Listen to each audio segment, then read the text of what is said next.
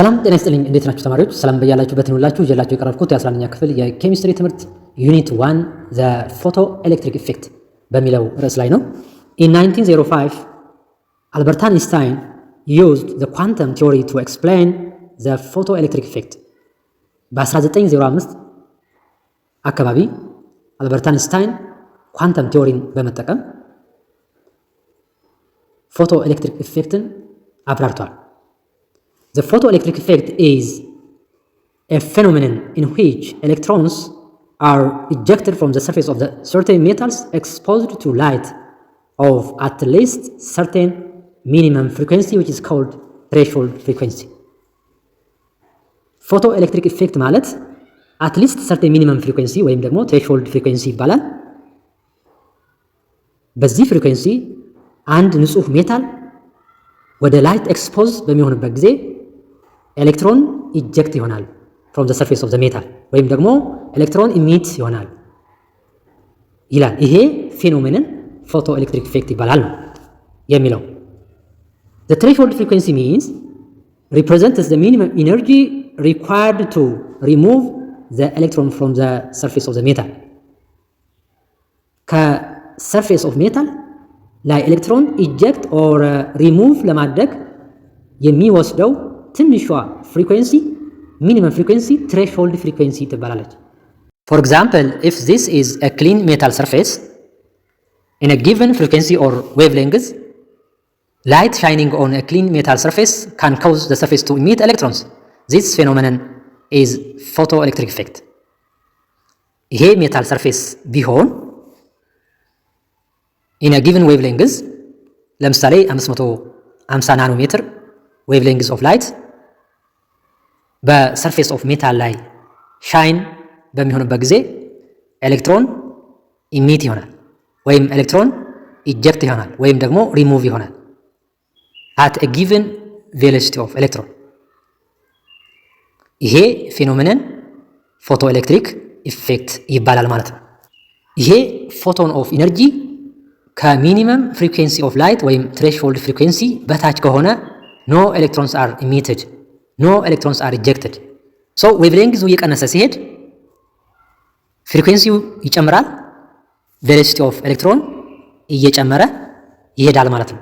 ስለዚህ ኢነርጂ ኦፍ ፎቶን ሲጨምር ፍሪኩዌንሲውም ይጨምራል፣ ቬሎሲቲ ኦፍ ኤሌክትሮኑ ይጨምራል ማለት ነው። ለምሳሌ በ550 ናኖሜትር ቬሎሲቲ ኦፍ ኤሌክትሮን 2.96 ታይምስ 10 ፓወር ኦፍ 5 ሜትር ፐር ሰከንድ ነው። በ400 ናኖሜትር ቬሎሲቲው ምን ስንት ሆኗል? 6.22 ታይምስ 10 ፓወር ኦፍ 5 ሜትር ፐር ሰከንድ ሆኗል ማለት ነው። ፎቶንስ አር ፓርቲክልስ ኦፍ ላይት ኦር ኢነርጂ ፓኬት። ፎቶን ፓርቲክልስ ኦፍ ላይት መሆናቸውን እና ኢነርጂ ፓኬት የኢነርጂ ፓኬቶች መሆናቸውን ማወቅ ይጠበቅባቸዋል ማለት ነው። ምክንያቱም ኢነርጂ ሃዝ ማስ፣ ኢነርጂ ፓርቲክል ኔቸር እና ዌቭ ኔቸር ፕሮፐርቲ መኖራቸውን ማወቅ አለባቸው ማለት ነው። ወደፊት ስለ አልበርት አይንስታይን ኢኩዌሽን በስፋት እናየዋለን። ዘ ሚኒመም ኢነርጂ ሪኳርድ ቱ ሪሙቭ አን ኤሌክትሮን ኢዝ ወርክ ፈንክሽን ኦር ሚኒመም ኢነርጂ ይባላል። ወርክ ፈንክሽን ኦር ሚኒመም ኢነርጂ ዊች ኢዝ ኢኳል ቱ ፕላንክስ ኮንስታንት ታይምስ ትሬሽሆልድ ፍሪኩዌንሲ ብለን ካልኩሌት እናደርጋለን ማለት ነው።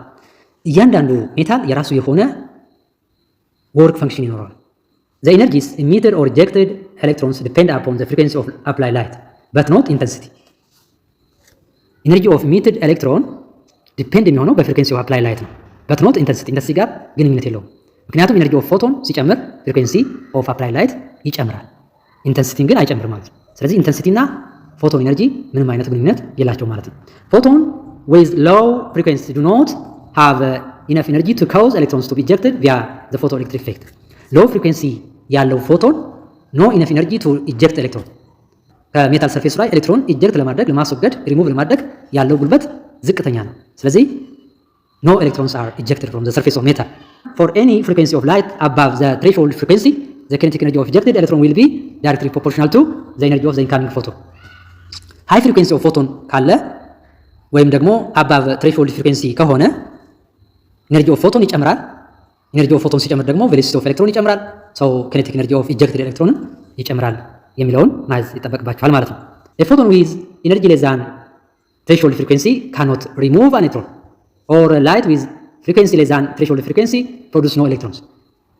ላይቱ ያለው ፍሪኩዌንሲ ከትሬሾልድ ፍሪኩዌንሲ በታች ከሆነ ኤሌክትሮን ኢጀክት አይሆንም ማለት ነው።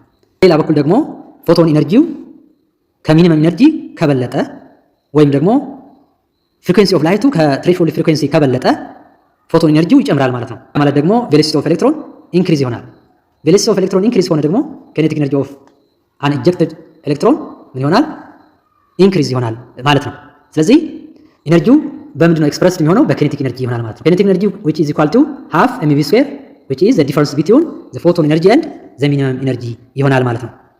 በአጠቃላይ ፎቶን ኢነርጂው ከሚኒመም ኢነርጂ ካነሰ no electrons removed or ejected from the surface of the metal and also ፎቶን ኢነርጂው h times frequency ማለት ነው። ከሚኒመም ኢነርጂው ከበለጠ ደግሞ ምንድነው the kinetic energy of the ejected electron ይጨምራል ማለት ነው። ስለዚህ velocity of electronም ይጨምራል የሚለውን ነገር ማወቅ ይጠበቅባቸዋል። ጀነራሊ kinetic energy which is equal to the difference between the photon energy and the work function or minimum energy የሚለውን ማየት ይጠበቅባቸዋል። በዚህ ኢኩዌሽን መሰረት ማስ ኦፍ ኤሌክትሮንን ካልኩሌት ማድረግ ይቻላል። ቬሎሲቲ ኦፍ ኤሌክትሮንን ካልኩሌት ማድረግ ይቻላል። and energy of incident photon ካልኩሌት ማድረግ ይቻላል። and minimum energy or work function ካልኩሌት ማድረግ ይቻላል። and also threshold frequency-ንም ካልኩሌት ማድረግ እንችላለን ማለት ነው።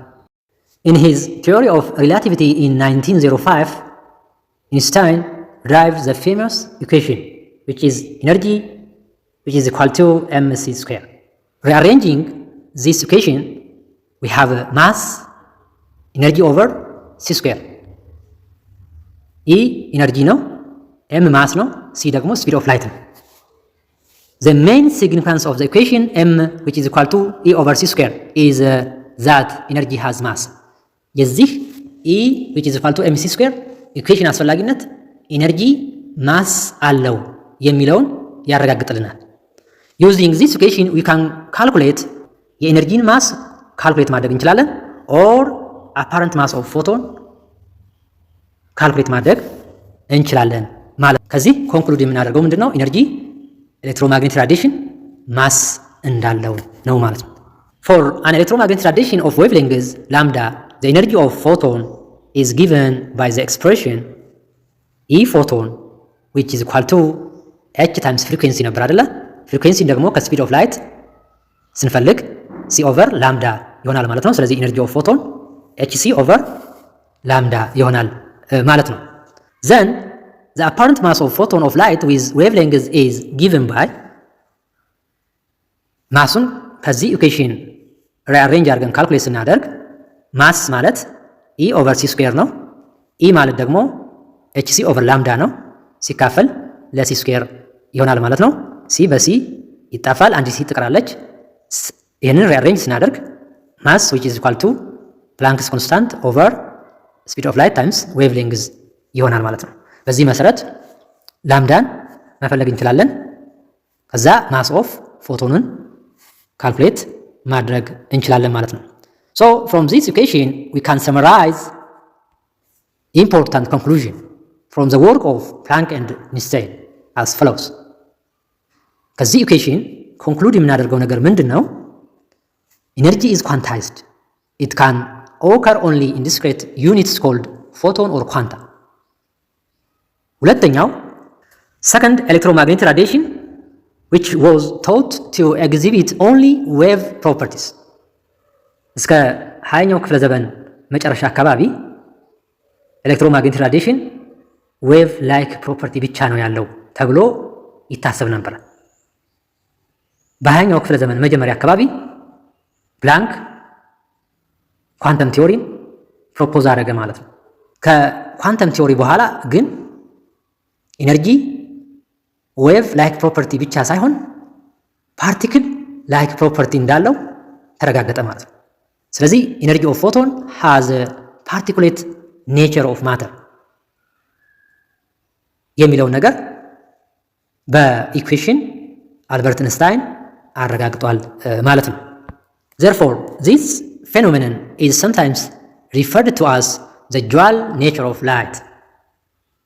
ላይት ሁለት ኔቸሮች አሉት ማለት ነው።